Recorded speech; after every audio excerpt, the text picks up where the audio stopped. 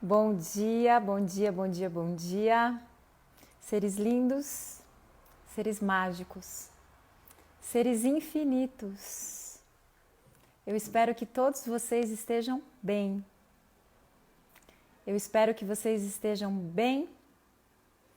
Eu espero que vocês estejam em paz, mesmo com essas turbulências todas pelas quais estamos todos nós passando. Estou aqui hoje super grata, super feliz e eu vou esperar vocês irem chegando, vocês irem se acomodando, vocês irem encontrando aí um espaço gostoso para vocês assistirem essa live, porque essa live vai ser uma delícia. Eu acordei super feliz hoje porque para mim é uma honra, é uma alegria imensa estar aqui com vocês. Bom dia, Cris. Bom dia, Juliana. Bom dia, Vera. Bom dia, Isabel. Muito grata por estarem aqui. E como eu estava dizendo, para mim é uma honra muito grande poder receber para uma conversa de 1 hora o meu professor de Ayurveda, Dr. Ruge. Daqui a pouquinho ele está entrando aqui para conversar com a gente. E essa série de lives que eu tenho feito com diversas pessoas das diversas áreas com as quais eu crio a minha vida, são elas o Ayurveda, o Yoga, o Mindfulness e as ferramentas quânticas, o Access Consciousness, o Theta Healing.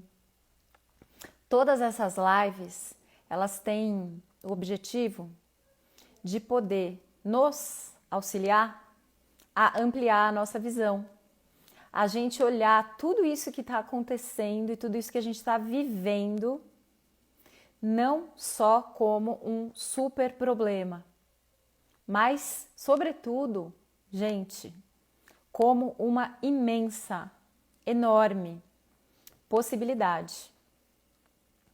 Uma imensa possibilidade da gente poder olhar, analisar, examinar, refletir a vida que a gente vinha levando. Eu não sei vocês, me digam, me contem.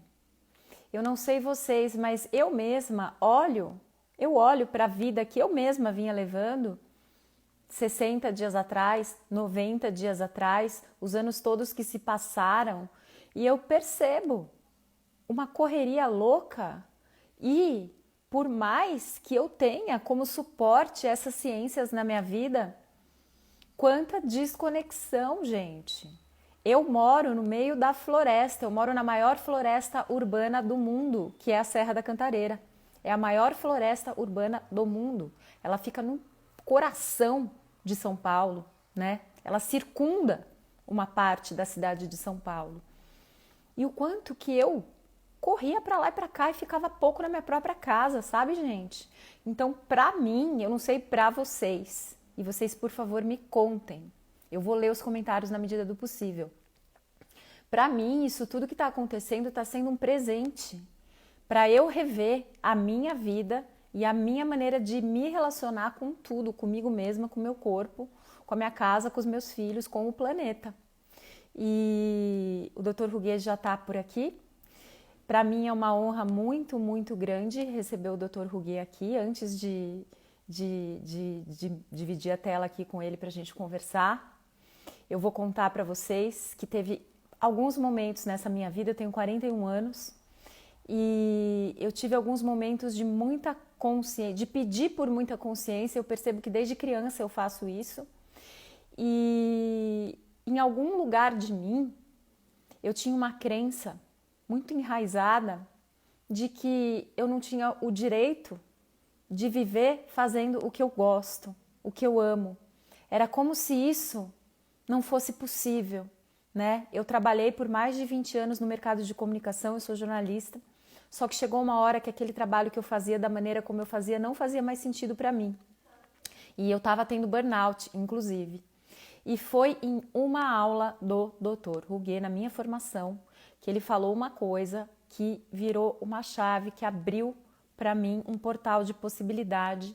Ele disse assim, ele estava dando uma aula de filosofia, e ele disse assim numa certa hora, e não exatamente com essas mesmas palavras, mas foi algo assim: quando você trabalha para o Dharma trabalha para você, o Dharma te sustenta, o Dharma te dá tudo. Gente, nesse momento eu lembro que abriu uma torneira, assim, eu chorava, ele olhava, acho que ele devia pensar assim, gente, essa menina não tá muito bem. Mas nesse momento virou uma chave em mim e eu percebi que eu não só podia, como eu deveria dedicar a minha vida ao que é o meu Dharma, que é o que eu faço hoje. Trabalhar com Ayurveda, com meditação, com yoga e com as terapias quânticas, que tem tornado a minha vida um lugar muito mais feliz e o planeta também. Então eu sou muito grata ao Senhor Dr. Ruguet. Eu vou te chamar para entrar aqui agora pra gente. Essa live depois vai para o meu canal no YouTube. Todo mundo vai poder assistir mais vezes, compartilhar mais vezes.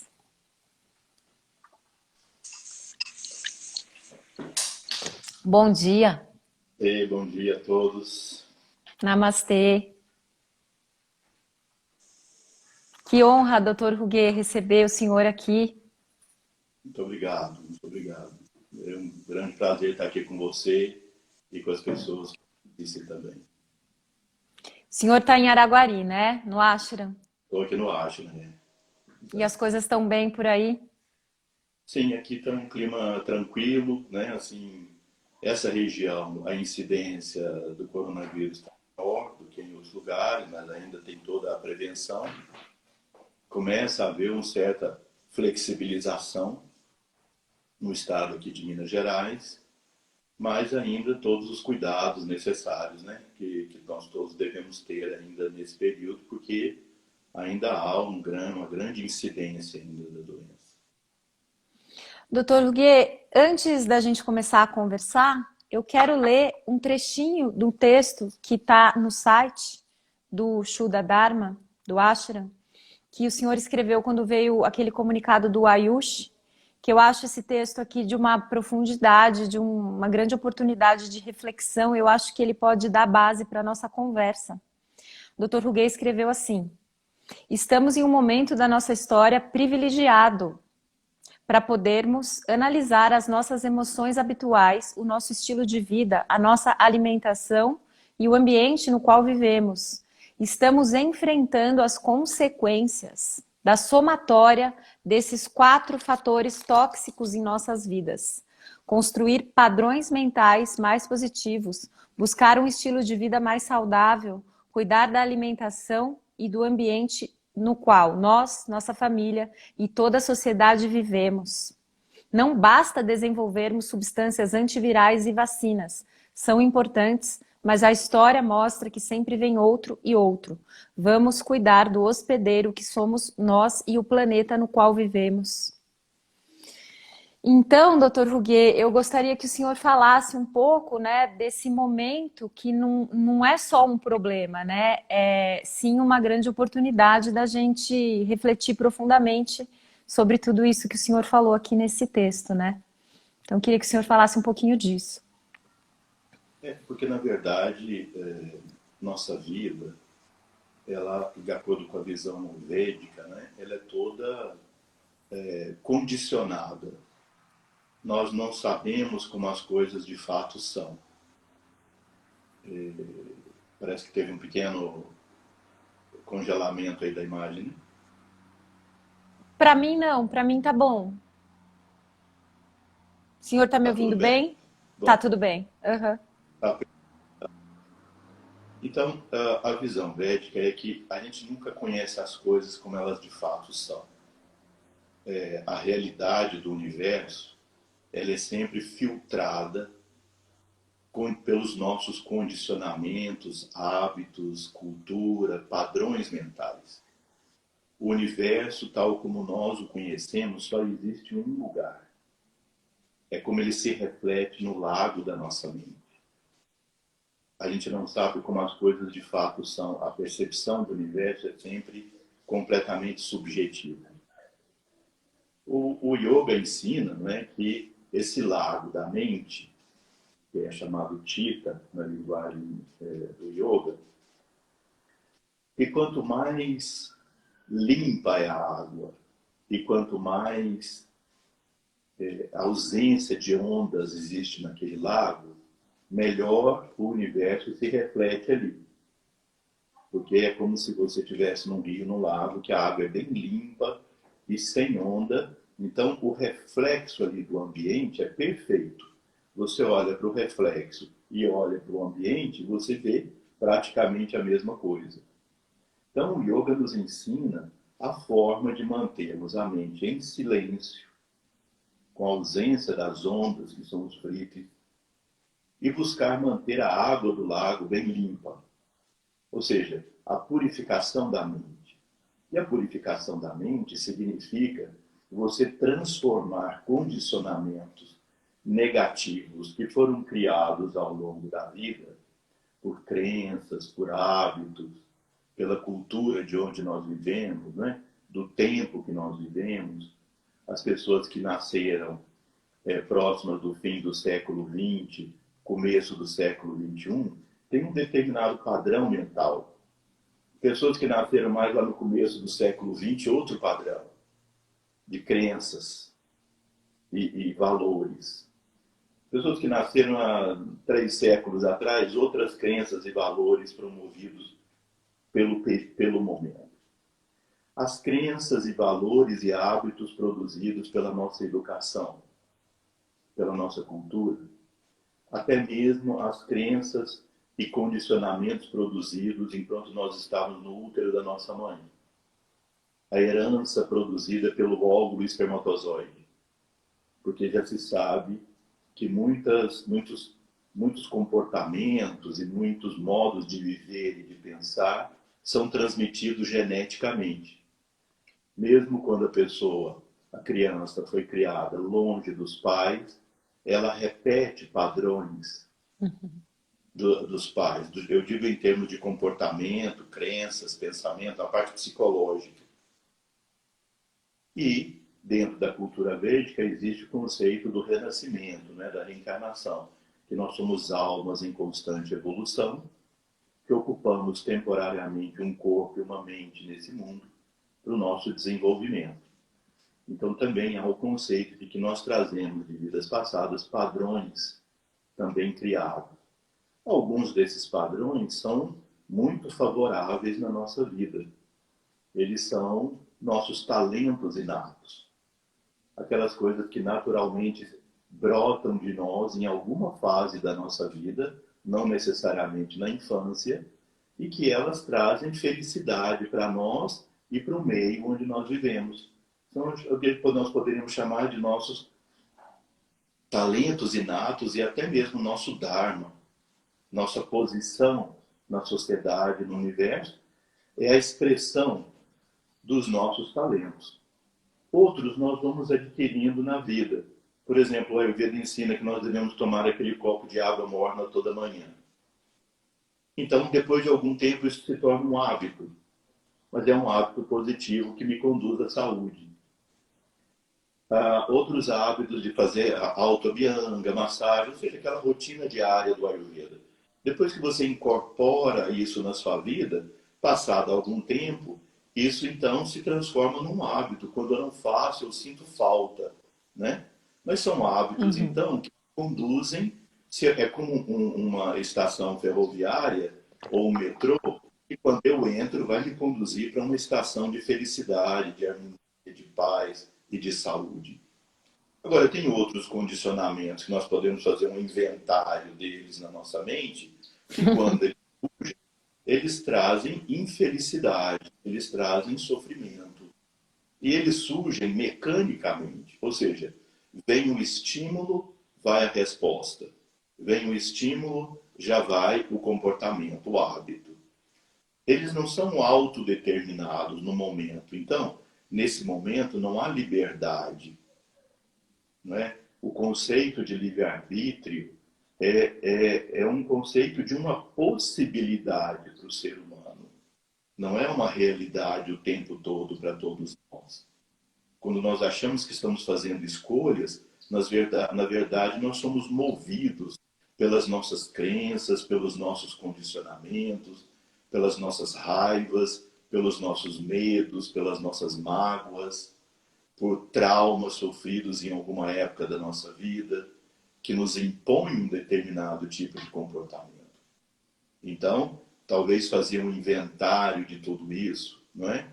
E poder alimentar aqueles padrões positivos que nós construímos durante a vida.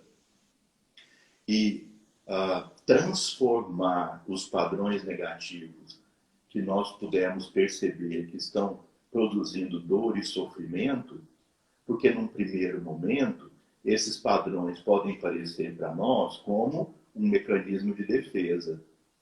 Eu preciso me defender do convívio, eu preciso me defender, porque se eu não tiver raiva, como eu vou me defender dessas pessoas que me agridem? Não é? Então, são crenças construídas que criam mecanismos de defesa. Isso está muito dentro da psicanálise, da psicologia atual, mas ela repercute a cultura védica, não é? Antiga, que se estabelece no mundo. Quando a gente vive uma crise, seja uma crise pessoal, seja uma crise de grupo, uma crise social, então isso favorece nós enfrentarmos e termos lampejos de consciência. Não é obrigatório, não é mecânico isso. Consciência não tem a ver com mecanicidade. São coisas opostas. No conceito védico não há evolução na mecanicidade. Não há evolução quando a gente põe no ponto morto e deixa a vida ser levada pelos hábitos. Não há evolução. Evolução é a evolução da consciência. E para que a consciência evolua, é preciso que a gente esteja consciente, presente, né? E contrariar hábitos que levam ao sofrimento. Então, um momento de crise pessoal, um momento de crise da sociedade como um todo, que é a que nós vivemos hoje, né? É um momento de crise completamente, eu diria, inesperada para a maioria, e ninguém podia imaginar que ia viver um momento assim apocalíptico de filme, né? Assim, na nossa geração, ou seja, nós somos de gerações diferentes, mas nas nossas gerações nesse período. Então é um momento desafiador, mas é um momento extraordinário, porque cada pessoa está agora consigo mesma, com a possibilidade de observar seus padrões, de medos e crenças e raivas, etc., e poder lidar com isso. Aquelas pessoas que conseguirem individualmente, motivadas por uma coisa como essa que nós estamos conversando aqui, ou por si mesmas, né? Aquelas que conseguirem aproveitar essa oportunidade, provavelmente, quando toda essa situação passar e a vida voltar a uma situação, digamos, normal, né? Ou seja, de movimentação de acordo com sua vontade, vai ser uma grande oportunidade. Eu sinto dizer que, na minha visão, a maioria vai continuar mais ou menos igual. E vai voltar, assim, avidamente a fazer tudo aquilo que é negativo, que não pode fazer enquanto está preso na sua casa ou no seu meio. Nós vamos voltar, muitos vão voltar avidamente a fazer aquilo que motiva a destruição. Nós podemos dizer que a situação do vírus é uma situação da natureza, né? Um vírus se desenvolveu. Agora, não podemos negar que a proximidade, pelo menos o que se sabe cientificamente, né? Assim, mais concreto até hoje, que a proximidade do ser humano com os animais silvestres, que, assim, com a sociedade moderna, com os animais silvestres, que aconteceu na China, por destruição, por invasão da área silvestre, por desmatamento, por uma infinidade de fatores assim, agressão à natureza, essa proximidade provavelmente é uma das causas daqueles vetores terem trazido o vírus para o ser humano e ele depois se disseminado dessa maneira. Ou seja, nós não podemos negar, está bem que é um fato natural, mas nós não podemos negar que há uma participação humana com nossos padrões negativos de vida, de pensamento e de modo de agir, que contribuiu para a situação que nós vivemos hoje, né? Então, um estilo de vida, modificar o estilo de vida, pensar, fazer um planejamento para filtrar o mundo de uma maneira diferente e ter oportunidade agora de tempo, né? Da comodidade estar em casa, mesmo assustados com toda a situação, mas de poder fazer alguma transformação interna, né?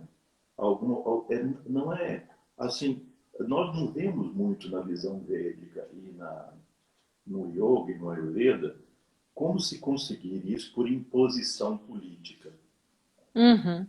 não é? É um trabalho individual, do indivíduo para o todo, do Doutor indivíduo para o Huguet, todo. eu Ah, percebo que o tem. coletivo pode sim.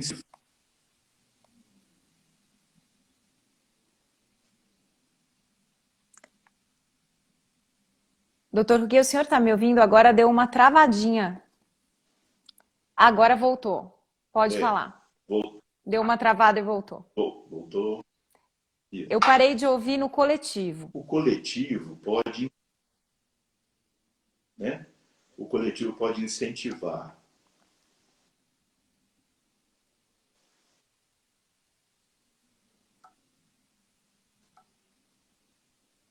Pessoal, me conta se vocês estão me ouvindo e se vocês estão ouvindo o Dr. Huguet. Eu acho que o Dr. Huguet pode falar de novo. Deu uma E agora, travadinha. vocês conseguem. Agora voltou. O som vai e volta, vai e volta. É, Tá sem. vamos ver se Agora agora a gente voltou. consegue. Isso, Então, isso. o coletivo consegue motivar um ao outro, né? Mas é um trabalho individual, é um trabalho pessoal, é um trabalho de mudança interna de crença. Porque entrando o estímulo, que são as impressões que vêm do mundo, a relação com as outras pessoas, como o mundo entra em nós, passa pelo filtro, como eu disse, da nossa mente emocional, do nosso sentimento de existir como indivíduo, que é o arrancar da visão do Ayurveda e do Yoga, que é o Buda, o nosso intelecto, né? Filtrado por tudo isso e pelos condicionamentos criados por isso gera um comportamento ao final. E esse comportamento é que é o efeito não do estímulo que entrou, mas do resultado de ter filtrado pelo colorido da mente, né? Nós precisamos mudar a visão do mundo, a visão que nós temos, a visão das relações, né? E isso se faz por uma prática de meditação, uma conversão, primeiro um autoconhecimento de avaliação dos nossos padrões negativos, pessoais, autorresponsabilidade e buscar uma transformação interna. E aí o yoga, o ayurveda nos ajudam com algumas ferramentas, né? Os mantras, a visualização do princípio positivo. Há uma diferença básica na psicanálise e na psicoterapia do ayurveda. E a diferença básica é que, enquanto a psicanálise, após identificado o padrão negativo, a psicanálise vai esmiuçar aquele fator. Vai passar muito tempo ali investigando, dissecando, para encontrar o que na história da pessoa causou o trauma, que está lá no inconsciente dela e que se manifesta como padrões de medo, de raiva, de angústia, etc, etc. Na visão védica, a gente identifica o padrão negativo, assim como na psicanálise, mas a partir daí o trabalho é diferente. A sombra está lá. Uhum. Mas se você construir o padrão positivo oposto, sem ter que esmiuçar a negatividade, você consegue um melhor resultado. Essa é a visão védica. Não quer dizer que o outro método não seja bom e Uhum. adequado, mas é uma outra visão só. E é uma visão que, se você identificou o padrão negativo e você constrói o padrão positivo oposto, ele deixa de nutrir aquele padrão negativo. Ele, aos poucos, se esvai, se desfaz. Então, a pessoa que tem o padrão de insegurança, ela constrói o padrão da coragem através da visualização, da meditação, dos mantras, né? Visualizando assim esse padrão de coragem. Né? Quando você diz a palavra coragem, qual é a imagem que te vem na mente? A mente é construída para funcionar com nome e forma. Então, qual é a forma que te traz mentalmente quando você pensa na palavra coragem? Quando você pensa na palavra perdão? Né? Quando você pensa na palavra, que você pensa na palavra paz? Qual é a imagem que te vem? Constrói essa imagem, mas depois introjeta essa imagem lá para o seu interior. Porque lá nas profundezas do seu inconsciente existe luz. Na superfície do inconsciente, se podemos chamar assim, né? Na superfície do inconsciente, tem lá nossos traumas, nossos samskaras, na linguagem védica, que estão ali querendo expressão. E eles lançam um pano de fundo para a nossa mente, de, olha para mim, por isso você está angustiado, porque tem coisas aqui no inconsciente que estão querendo se expressar. Mas se você vai mais fundo, você vai encontrando um oceano de luz. Não é como o mar, que é a escuridão lá no fundo, é um oceano de luz. E o oceano de luz é a consciência divina em nós, é a presença divina em nós, né? É a nossa força criativa, de fato. A nossa mente consciente, superficial, ela é capaz de criar a forma, mas ela não é capaz de transformar isso numa realidade no mundo. É preciso trazer as forças das profundezas do nosso inconsciente, que são as forças divinas em nós, para produzir um efeito real, não é? Então, a meditação, os mantras, essa visualização criativa, a construção de padrões positivos. Não negar a existência de padrões negativos, porque nossa mente tem vários mecanismos de defesa que nos impedem de ver. Porque ver esses padrões cria angústia. Cria angústia. Eles foram introjetados para o inconsciente justamente para eles não, para dar um tempo para a nossa mente de não nos angustiar. E nós podemos cuidar das nossas atividades. Mas então, identificando, construir o positivo oposto. E essa é uma grande oportunidade, né? Esse período que nós vivemos é uma oportunidade de fazer isso.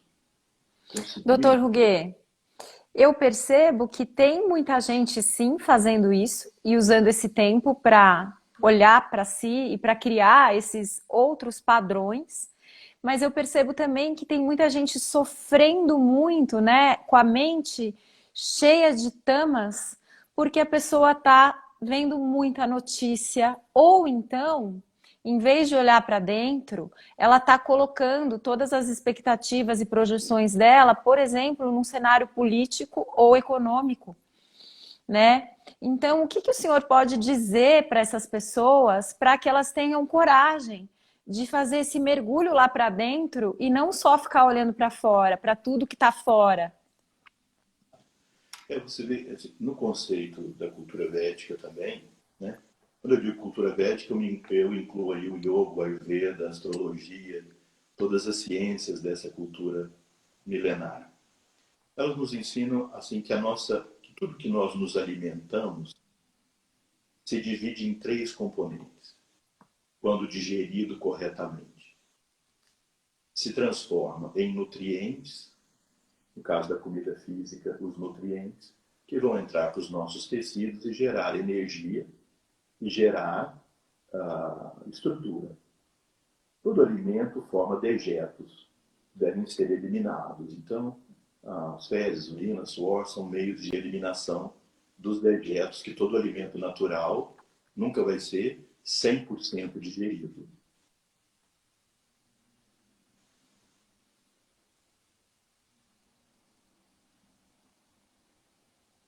Pode continuar. Pode. Mas todo alimento também tem uma parte sutil. A parte sutil do alimento vai construir a mente, porque a mente também é considerada de natureza material. A mente também é formada pela matéria, e a matéria que provém do alimento. Então, a gente classifica os alimentos em 3 grupos, né? Os tamássicos, aqueles que geram brutalidade na mente, que geram inconsciência, torpeza da mente, obscuridade. Aqueles radiássicos, que são ah, os que geram ímpeto, um certo nível de inteligência, mas baseado no ego, né? Aumenta o egocentrismo, aumenta ah, o fazer para sua satisfação única pessoal e ser destrutivo para os demais. E ah, um alimento sátrico, que é aquele que cria harmonia na mente, que cria bem-estar, paz e harmonia. No alimento sólido e líquido fica fácil entender, mas é preciso entender também que nós nos alimentamos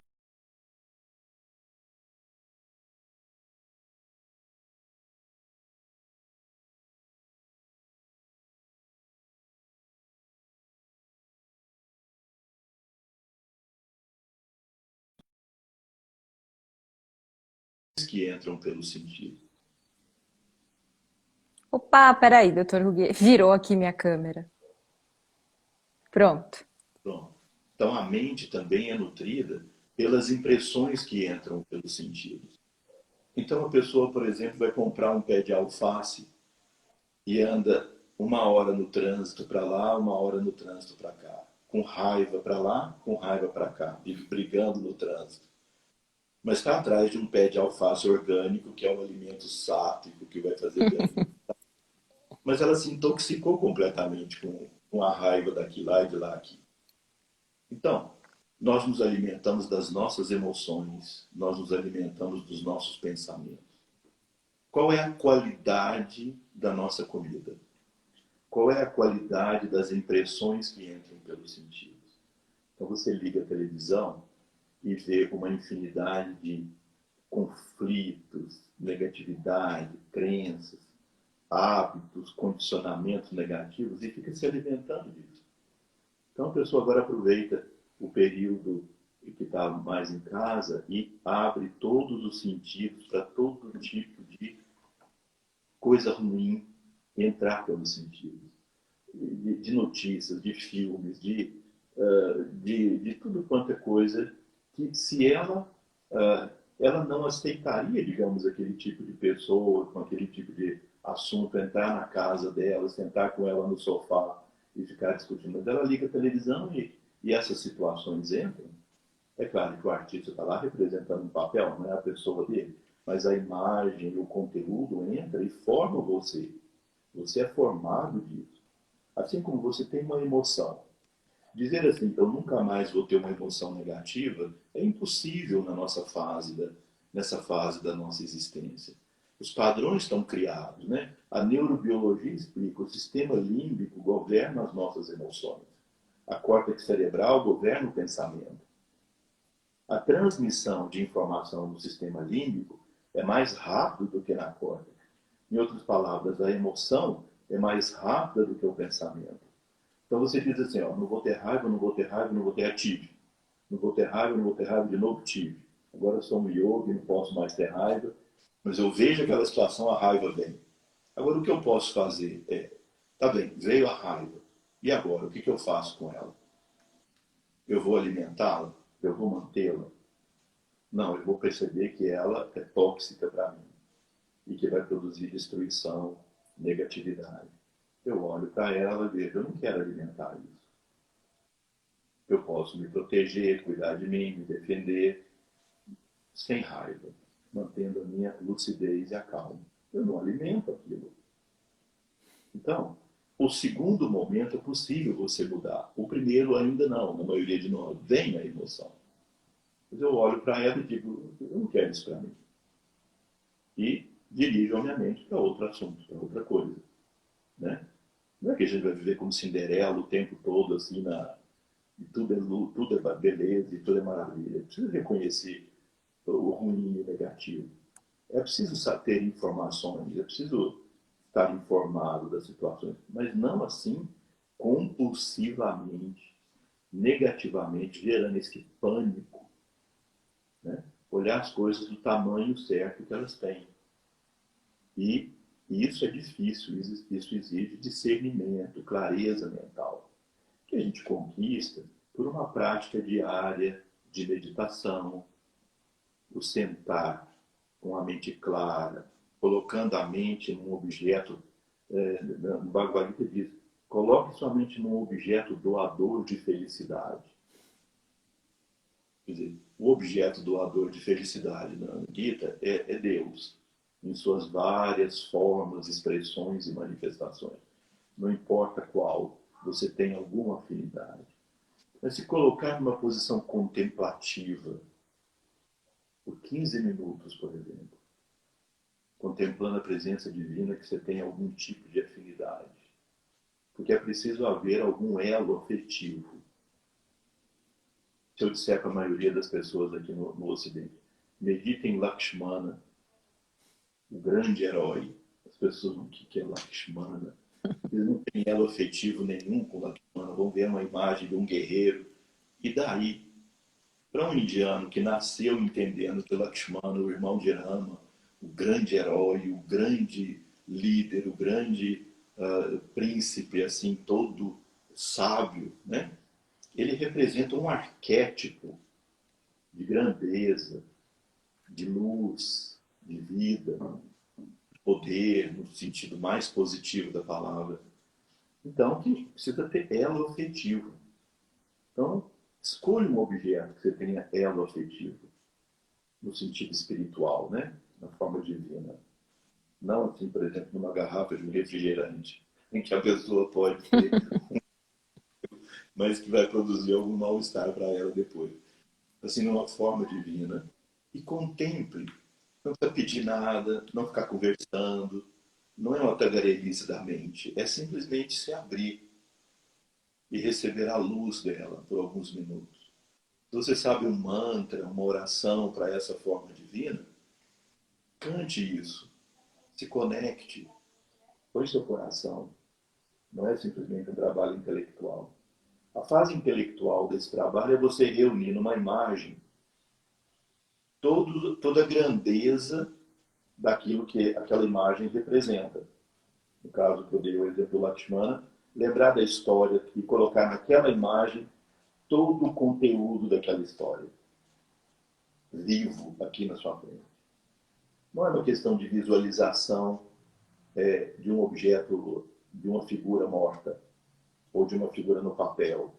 É a presença viva. Não precisa nem ver uma imagem, mas a presença, sentir a presença viva.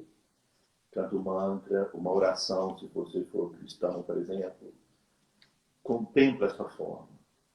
Então você imagina o banquete de sátua que você faz nesse momento. O banquete, né? Entra imensa quantidade de energia sátrica que entra na sua mente, limpa a sua mente. Elimina a matéria tamástica e radiácea. E aí você vai construindo isso dia a dia, pouco a pouco. Tenta manter sua mente num tônus alto e tenta... O que é o tônus alto? Se ela cair no desalento, se ela cair em alguma emoção negativa, não deixa ela se manter aí por muito tempo. Observa e tira ela daí. Né? Tá lá, mas fazer o quê? Vai lá, observou, identificou, tira ela daí. Põe algum objeto mais numa tonicidade superior do ponto de vista psicológico e espiritual. E diariamente se conecte a essa forma divina. Pode fazer antes uma prática de asana, se você fizer esse tipo de prática. Faz um relaxamento, faz os pranayamas, para que você possa equilibrar as energias internas, né? Quando a gente faz a prática de asana, pranayama e relaxamento, há uma purificação dos nadis, das correntes vitais por onde flui o prana. E o sintoma de que os nadis estão desobstruídos é a construção de um estado de paz mental. Naturalmente, quando os nadis estão desbloqueados pela prática de asana, pranayama, relaxamento e até depois a meditação, o sintoma é esse: espontaneamente surge um estado interno de paz. E você vê que toda pessoa que está internamente em paz, ela é naturalmente feliz. Porque a felicidade é um estado espontâneo que surge quando eu me sinto bem, está tudo bem. Mesmo que eu tenha problemas, mas está tudo no lugar. E aí eu me sinto em paz, aí eu me sinto feliz. E a pessoa que é naturalmente feliz, ela é naturalmente bondosa. Ela é agregadora. Se você está feliz, você chama uma pessoa para tomar café, você chama uma pessoa para conversar, assim, harmoniosamente. Então, se a gente quer construir uma sociedade de maior bondade, de maior afinidade, de maior fraternidade, né? Nós precisamos primeiro construir essa paz interna. Porque ela espontaneamente gera bondade, ou seja, gera felicidade, que gera bondade. Não é? Tentar impor um modo de ser bondoso numa sociedade onde cada ser humano é autofocado, né? Você vê frequentemente essa manifestação. As pessoas assim com grande risco de serem portadoras do vírus não se importam, às vezes, com o outro, de fazer os cuidados adequados para o outro, né?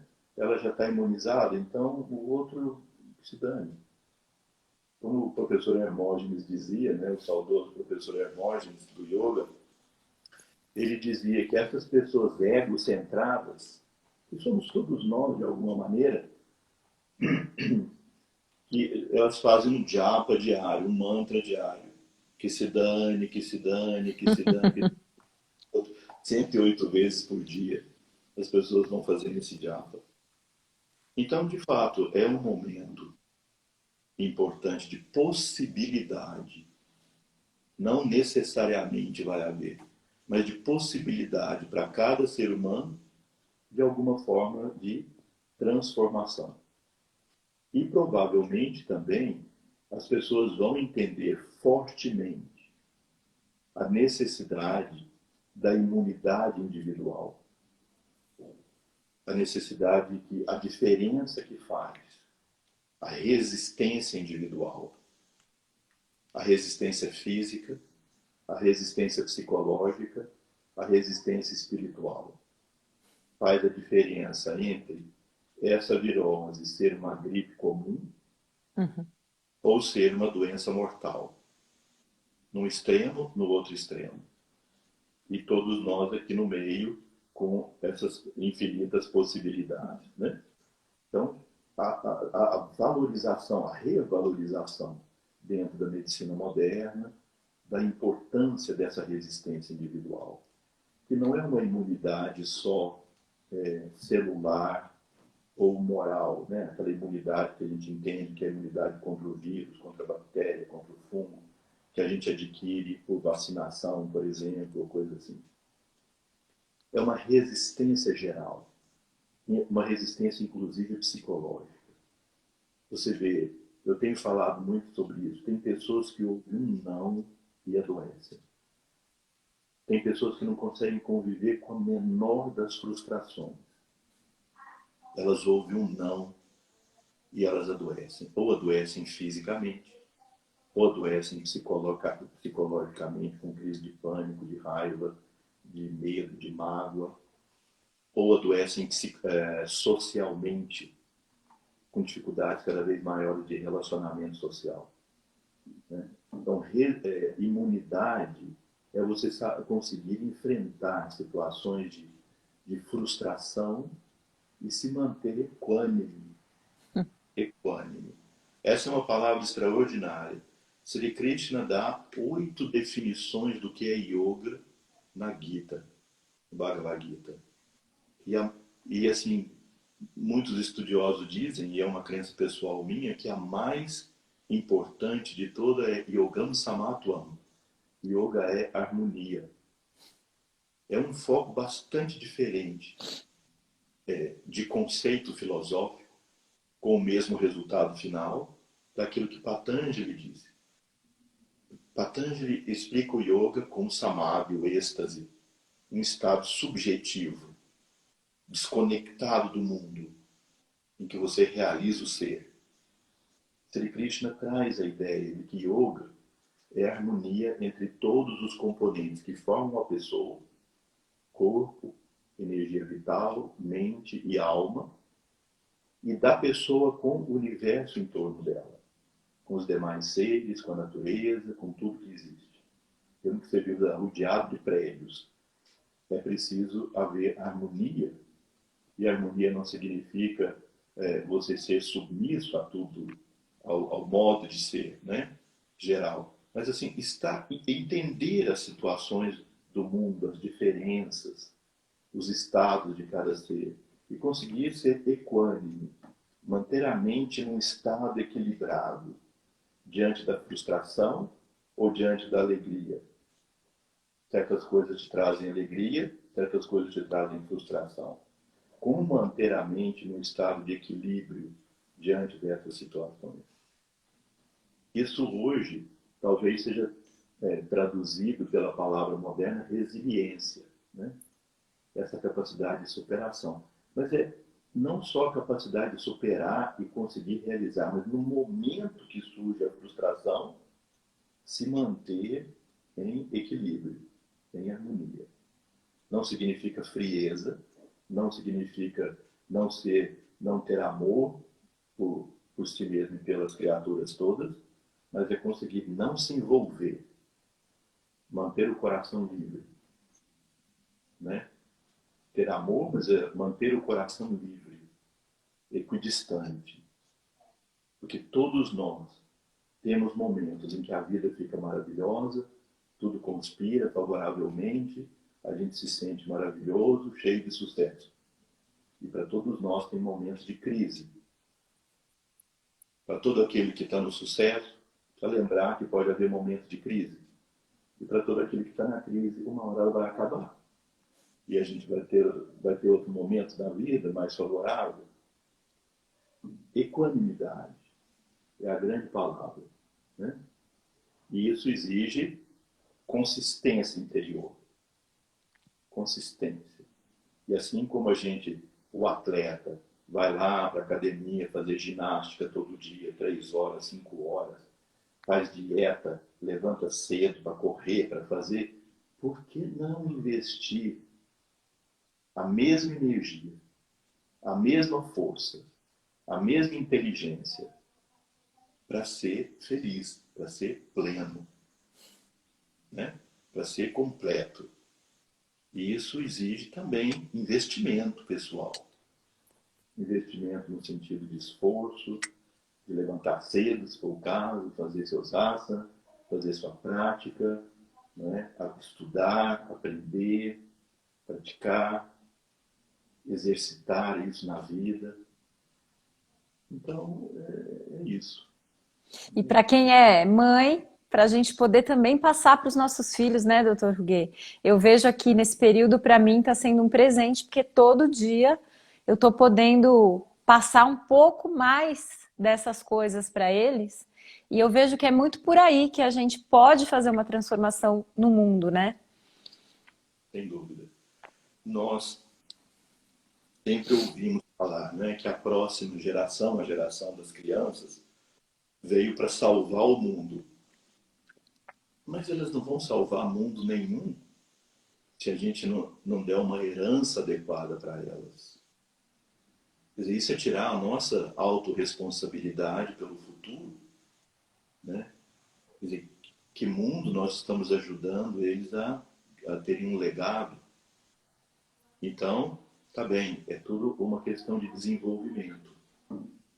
construir assim essa visão mais equânime, mais harmoniosa, não só interior do indivíduo, mas dele com a sociedade, né? Cumprir o nosso papel social.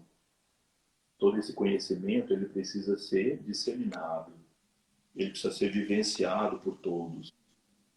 Não há mais essa coisa do conhecimento secreto. Ele tem que estar aberto às pessoas.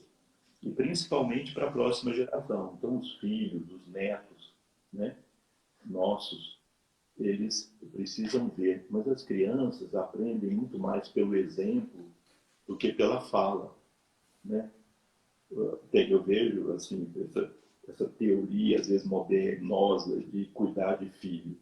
Senta com uma criança de 3 anos no sofá, desculpa dizer, senta com uma criança de 3 anos no sofá, meu filho, precisamos discutir nossa relação. Você não está se comportando adequadamente para uma criança de 3 anos.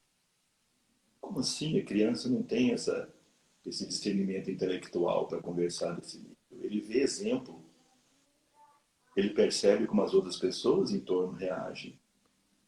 E quando ele vê, ele está reagindo igual. Então, assim, é preciso primeiro haver uma introspecção desse conhecimento e dessa prática. E isso é a melhor maneira de nós ajudarmos as demais pessoas. Doutor Ruguet, e assim, o que na sua opinião, cada um de nós deve fazer agora para que a gente verdadeiramente cuide em todos os sentidos, para que a gente não volte, como o senhor falou no começo, para uma mecanicidade, tão logo a gente possa de novo circular livremente por aí? Eu vejo que, em primeiro lugar, entender que esse é um momento de crise, obviamente, mas esse momento, essa fase vai passar, a sociedade vai voltar a ter essa liberdade de movimentação, as nossas liberdades elas foram retiradas de nós, né? Mas em prol de uma necessidade maior mundial.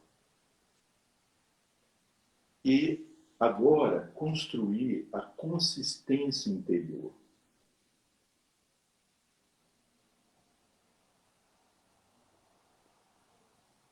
Agora travou um pouquinho na consistência interior. Aí.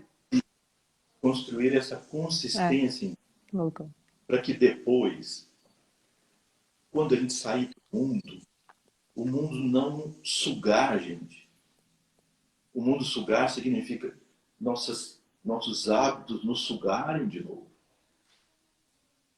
Muita gente diz assim, não, eu faço meditação dinâmica, caminhando e tal. Tá bem, mas a quantidade de distração que existe em volta para você se fixar no ekagrata, a unidirecionalidade é grande. Então, aprende diariamente a sentar para meditar. Fazer a meditação num estado ideal, que é o estado ideal do silêncio, né, do relaxamento, o conforto físico, para que a sua consciência se liberte. Quando o corpo está todo cheio de estímulo e cheio de dores, ele fica dizendo para você, olha, preste atenção em mim. O que você está pensando em alcançar a suprema realização? Eu estou precisando de você aqui agora. Há uma pirâmide de necessidades na vida. E isso começa até fisicamente. Então, cuida bem da sua saúde, cuida bem do seu corpo, faz ele ficar bem. Aproveita esses momentos para poder fazer coisas nesse sentido, né?